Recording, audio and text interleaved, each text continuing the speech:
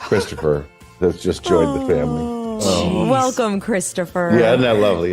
He's the man who brought one of television's most iconic, sophisticated, and beloved characters to life. For millions, Kelsey Grammer is Dr. Frasier Crane, the lovably pompous radio psychiatrist with a quick wit and a taste for the finer things. His voice is instantly recognizable, his comedic timing is legendary, and his presence on screen has been a comforting staple for decades. But what if the man behind the refined character was living a life that was anything but composed? What if, behind the Emmy Awards and the roaring laughter of a studio audience, there was a story of unimaginable loss, harrowing tragedy, and a desperate battle against personal demons that threatened to consume him entirely? The truth about Kelsey Grammer is far more complex, more heartbreaking, and ultimately more inspiring than any role he has ever played. This is the story of the man you think you know, and the shocking reality he survived. His journey began not in the bright lights of Hollywood, but in the hallowed halls of classical theater. Born with a natural gift for performance, a young Kelsey Grammer was drawn to the timeless words of Shakespeare. It was a passion that set him on a path to one of the most prestigious performing arts schools in the world, Juilliard.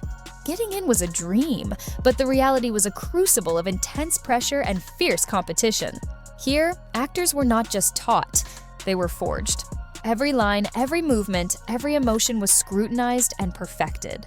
This rigorous, classical training instilled in him a discipline and a depth that would become his secret weapon, allowing him to find the profound humanity and pathos even in the most comedic of characters. He was being shaped into a master of his craft, completely unaware that his resilience would soon be tested far beyond the stage. In 1984, a call came for a role on a little show called Cheers. The part was Dr. Frasier Crane, a psychiatrist meant to be a temporary obstacle in the iconic romance between Sam Malone and Diane Chambers. The plan was for him to appear in just a handful of episodes, a brief but memorable arc. But from the moment Kelsey Grammer stepped onto the set, something shifted. He brought a unique blend of intellectual arrogance and vulnerable insecurity to the character that was instantly compelling. The writers saw it, the audience felt it, and a 6-episode gig turned into a 9-year residency at America's most famous bar. He wasn't just a guest. He became part of the family, earning 2 Emmy nominations and becoming a household name. But as Cheers prepared to serve its final round, a daring and almost unthinkable idea began to form. Could a spin-off centered on a supporting character actually work? The history of television was littered with failed attempts. It was a massive gamble, but the creators had faith in the character of Frasier Crane and, more importantly, in the actor who played him. In 1993, Frasier premiered, moving the psychiatrist from the blue-collar comfort of Boston to the upscale world of Seattle. The risk paid off beyond anyone's wildest dreams. The show was a cultural phenomenon, a masterclass in witty, intelligent comedy that ran for 11 seasons and won an astonishing 37 Emmy Awards, a record at the time for a scripted series. Kelsey Grammer himself became a television icon, winning 4 Emmy Awards for playing Frasier. He had reached the pinnacle of television success. But as his star ascended to unbelievable heights in his professional life, his private world was fracturing under the weight of a pain no award could ever heal. While his face was synonymous with Frasier Crane, his voice became the instrument of pure, theatrical evil in the world of animation. As Sideshow Bob on The Simpsons, Grammer created one of the most memorable villains in television history. The role was a perfect marriage of his classical training and his comedic genius. He could switch from a menacing growl to an operatic aria in a heartbeat, making the homicidal, razor-sharp-witted clown both terrifying and hilarious. It was a role he reveled in, a chance to unleash a different side of his talent. For over 3 decades, his voice has been the sound of Bart Simpson's most persistent nemesis, a testament to his incredible range as a performer. This duality was striking. America's favorite funnyman was also its favorite animated villain. And yet, this was just a pale reflection of the real-life darkness that had haunted him since childhood. The first devastating blow struck when Kelsey was only 13 years old. His father, a man he was just beginning to know, was senselessly murdered by a deranged man. The tragedy shattered his family and plunged a young boy into a world of grief and confusion. It was a wound that would never fully heal. But fate had an even more cruel and horrific chapter in store for him. Years later, his beloved younger sister Karen was just 18 when she was the victim of an unspeakably brutal crime. Abducted, assaulted, and murdered by a group of monstrous individuals, her life was stolen in the most violent way imaginable. Kelsey was the one who had to identify her body. The grief was not just a passing sorrow. It became a permanent resident in his soul, a relentless shadow that followed him everywhere. The man making millions laugh was privately drowning in a sea of unimaginable pain. This profound, unresolved trauma became a poison in his life, and he sought refuge in the very things that would nearly destroy him. His struggle with addiction wasn't a secret whispered in the Hollywood Hills. It was a public spectacle. There were multiple arrests, car crashes, and court-ordered rehab stints. His demons were no longer in the shadows. They were on the front page of every tabloid. At one point, he suffered a near-fatal overdose, a terrifying brush with the end that served as a horrifying wake-up call. He was fighting a war on two fronts, one to maintain his career as one of the most successful actors on television, and another, more desperate war against the addictions that were fueled by a lifetime of pain. It was a battle for his very survival, and for a long time, it was a battle he was losing. His romantic life mirrored the chaos of his internal struggles. It was a whirlwind of intense passion, heartbreak, and public drama. He has been married 4 times, with each relationship seemingly more tumultuous than the last. His third marriage to Kayte Grammer catapulted their private lives into the reality TV spotlight on The Real Housewives of Beverly Hills. Their bitter separation and subsequent divorce played out for the entire world to see. A painful and humiliating saga of accusations and legal battles. It was a media circus that exposed the raw wounds of a relationship collapsing under the glare of public scrutiny. Through all the turmoil, however, there was one role he cherished above all others, the one that gave him a reason to keep fighting, the role of a father. Through all the marriages and relationships, Kelsey Grammer became a father 7 times over. His children became his anchor in the storm, the one constant in a life defined by instability. He has spoken about fatherhood with a raw and touching honesty, calling it the most important and fulfilling job he has ever had.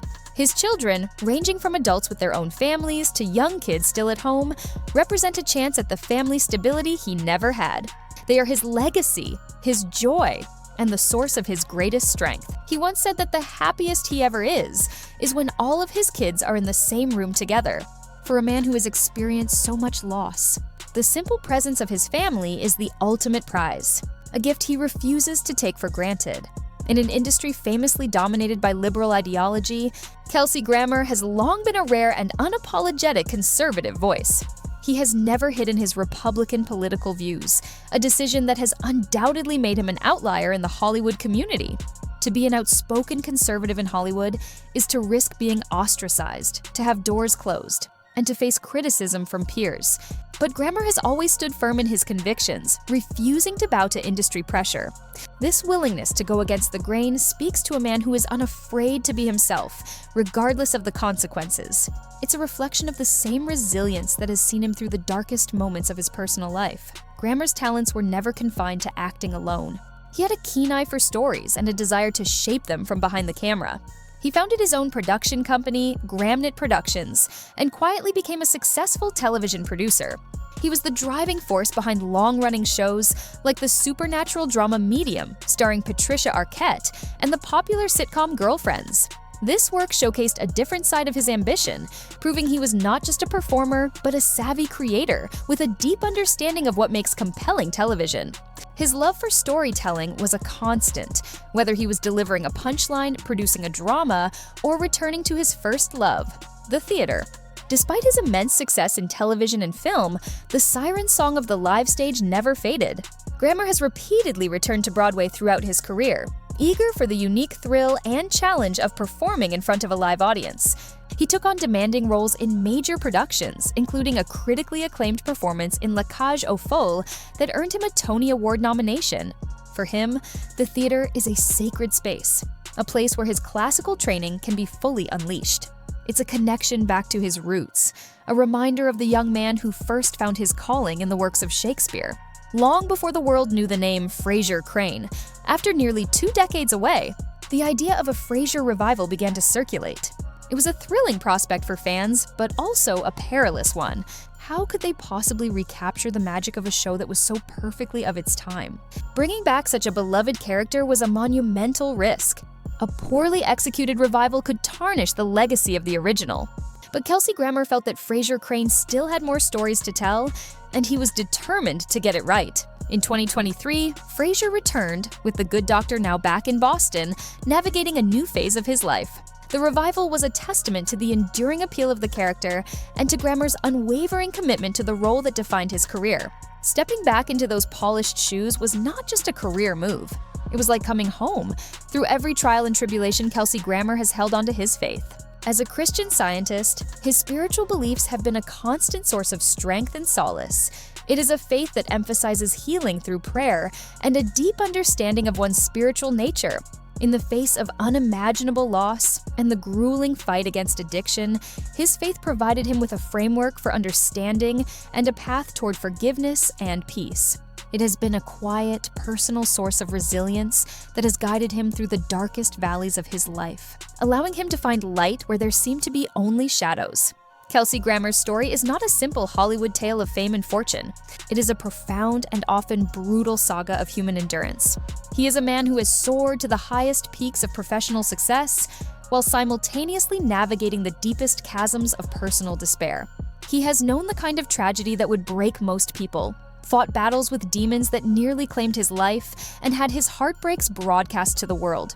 And yet he has survived.